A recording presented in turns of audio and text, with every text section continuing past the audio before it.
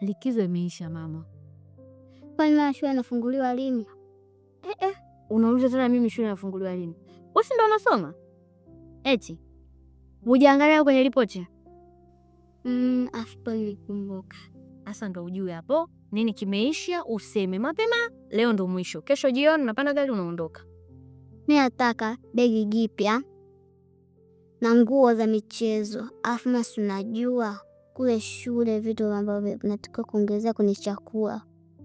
Nataka nunulie Pringles, bata na chocolate na juice. Na juice mama, najua vitu vingine. Sawa, nitakununulia vyote unavyotaka, lakini hakikisha ukienda usome, so ucheze tena. Tumeelewana? Sawa mami.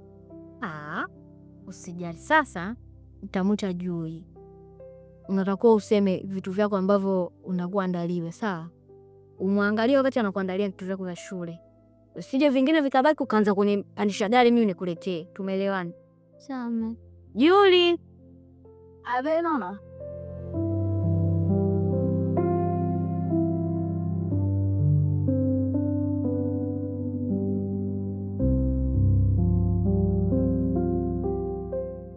abe mama. Sasa nimekuita nikwambie, huyu kesho shule anatakiwa aende. Shule? Shule. Jamani, mbona mapema sana? So mdogo wangu. Pole mdogo wangu, lakini nitakumisi. Hata mimi nitakumisi dada. Mama, hili nyimbo itakuwa nyepesi sana kama somo ataondokana, nishamzoea. Acha yeye atatumisi pia, maana tushamzoea. So mdogo wangu, nakupenda. Sawa sawa. Sasa hakikisha vitu vyake umempangia vizuri. Nguo chafu fua, weka kwenye tranka, yani kila kitu kinachotakiwa cha shule mwekee kwenye tranka. Sawa mama, nimekuelewa. Na wewe sio tena unatoka hapa unanipandisha tena gari. Mama, nimesahau wiki. Sitaki usumbufu. Tumeelewana? Nimekuelewa vizuri sana mami.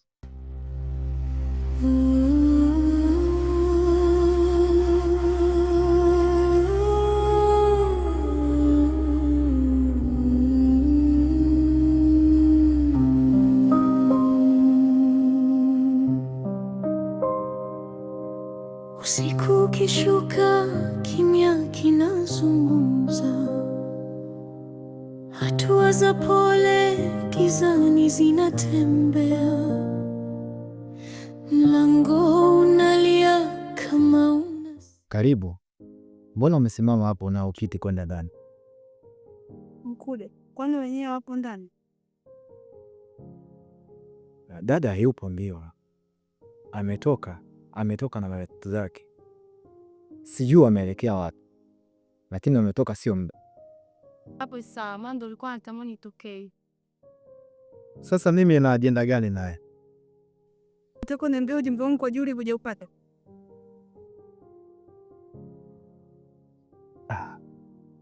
Ni kweli ujumbe wako nimeupata, na Juli ameniambia siku nyingi sana,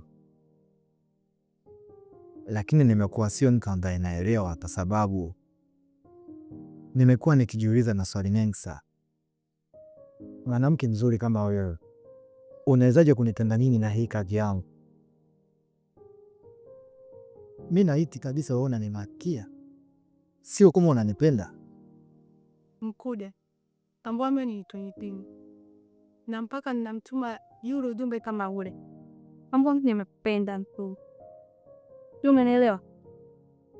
Siwezi kudanganya kwa lolote. Mimi nina hisia kubwa sana na wewe. Nakupenda kutoka moyoni mwangu. Naomba unielewe. Mimi nahisi kabisa wewe haunipendi. Unataka tu kunichezea mkeka wa mwanamke mwenzio. Hivi unadhani maneno yako mimi naweza nikaelewa? Wewe unipendi, mtoto wa mama Moi. Unipende kabisa. Hebu usiniambie maneno yako haya. Na ndio maana hata Juli mimi sijamsikiliza kwa lolote zile, kwa sababu naamini wewe unipendi. Unataka kunikemea, si ndivyo? naomba usibebe hisia zangu, kubali ombi langu.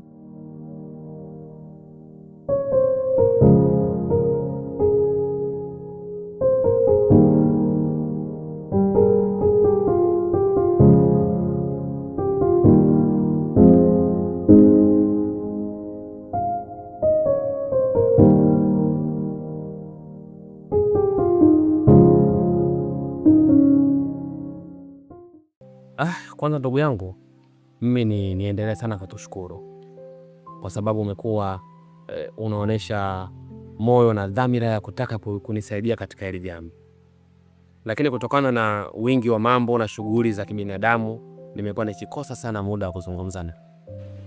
Ningekupeleka nyumbani, lakini ule sio salama sasa, na ndio maana nikaona hii ni sehemu nzuri ya mimi na wewe kuzungumza. Baada ya yale unaniambia, nini kiliendelea?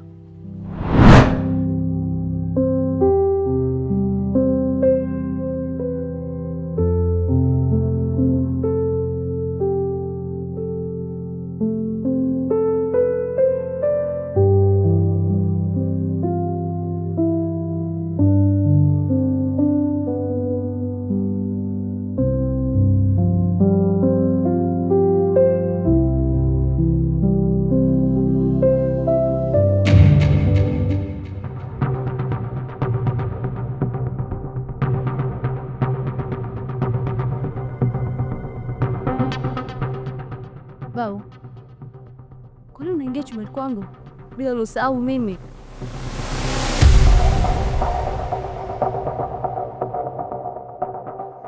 Nimeumemeleza sana kwa maneno kidogo hivyo. Nimebana. Nipe nifanya hata kidogo tu. Hapa chupa limeshajaa. Hapana. Siwezi baba. Toka.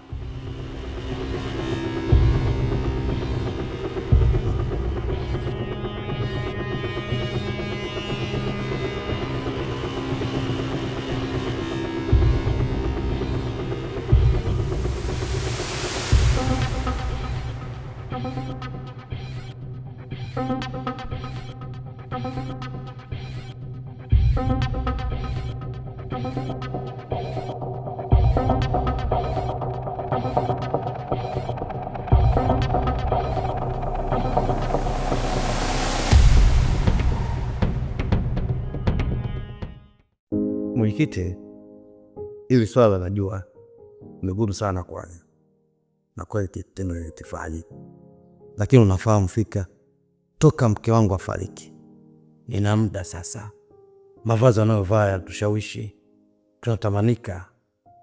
Nisaidie, mimi nitatafuta chochote kitu takupa kama asante.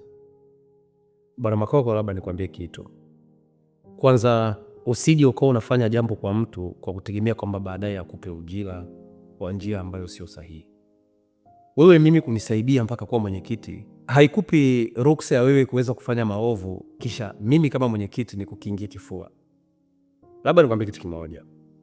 Kwanza, hicho kitendo ulichokifanya hakina ungwana hata kidogo, hasa ukizingatia yule ni mtoto wako, tena mtoto wako wa kuzaa.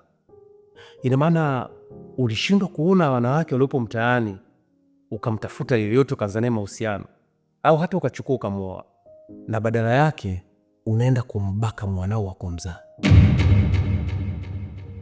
Sawa mwenyekiti, lakini sio kwamba mimi nikosa mwanamke wa kuoa, ila unafahamu yule mtoto ndo binti wangu wa pekee.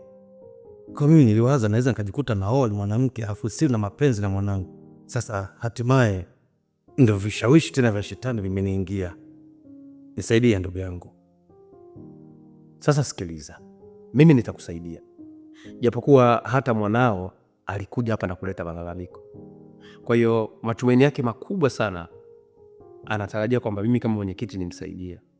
Kwa hiyo mimi naamua kukusaidia kwa kukengeuka. Ila angalizwe, baada ya msali ametike utoa hapa, naomba nisisikie umerudia tena kufanya ukengeufu kama huo ndio umeufanya kwa mwanao. Tofauti na hivyo Makoko. Mimi nashukuru sana mwenyekiti, na hapo ndo napoamini ule msemo kwamba zimu likujualo alikuwa likakwisha. Ila nikuahidi, hii ni ya kwanza na ya mwisho. Sintarudia tena ufirauni kama huo. Tu mwenyewe mimbaka basi alikuwa hata bikra, sio bikra. Ila basi tu nisaidie. Mimi sitaki kuongea mengi, nishakupa maelekezo. Hilo swala mimi nitalishughulikia na litakaa sana.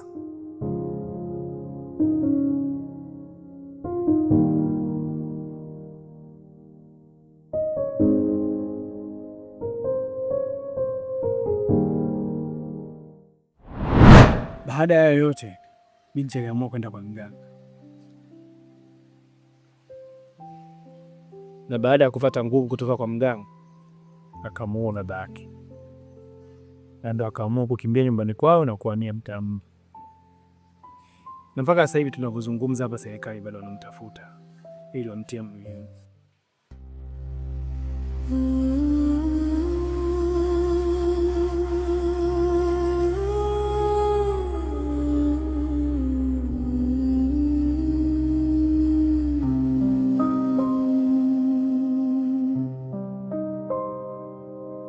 Usiku ukishuka, kimya kinazungumza, hatua za pole gizani zinatembea, mlango unalia kama una siri, kuna macho yanatazama bila kuonekana, ukigeuka nyuma hakuna mtu, lakini pumzi ipo karibu sana. Ukijaribu kukimbia gizani, kivuli kinakuja tena, kivuli cha dada wa kazi kinatembea usiku.